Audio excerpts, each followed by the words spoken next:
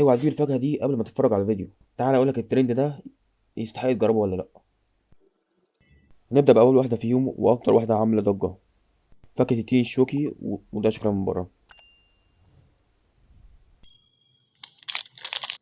ده شكلها من جوه عبارة عن طبقة بلاستيكية من بره، وسكر جلوكوز صناعي من جوه،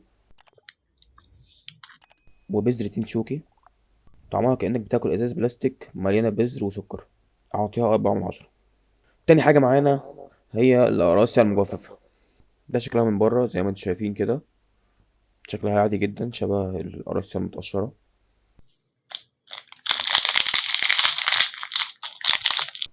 وده شكلها من جوه، طعمها عبارة عن سكر وطعم قراصية بايظة من بعيد أوي كده. هديها 1/10 عشان طعم السكر. وتالت حاجة معانا النهاردة اللي هي لونها أصفر دي، الراجل اللي هناك قال لي إن المفروض إن هي بطعم الليمون أو الأناناس. ده شكلها من بره زي ما انتم شايفين كده، وده شكلها من جوه. طعمها ملوش أي علاقة لا بالليمون ولا بالأناناس. طعمها عبارة عن بلاستيك خام، مش مسكر حتى. تقييمي ليها بلاستيك من 10.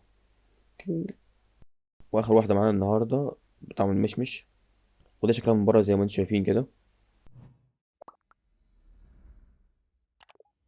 شكلها من جوه، طعم المشمش فيها ضعيف جدا، ويا ريت مشمش عادي، ده مشمش بايظ. أقل نوع من قمر الدين أحلى منها مليون مرة.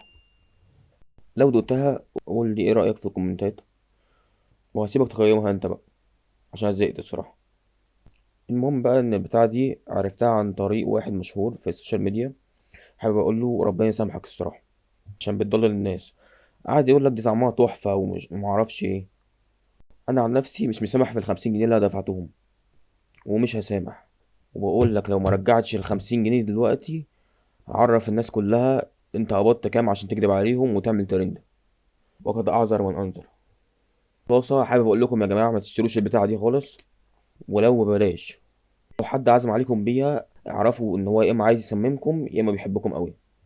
يلا متنساش اللايك والسبسكرايب والفولو والشير وكومنتك الجميل، وصلى على النبي.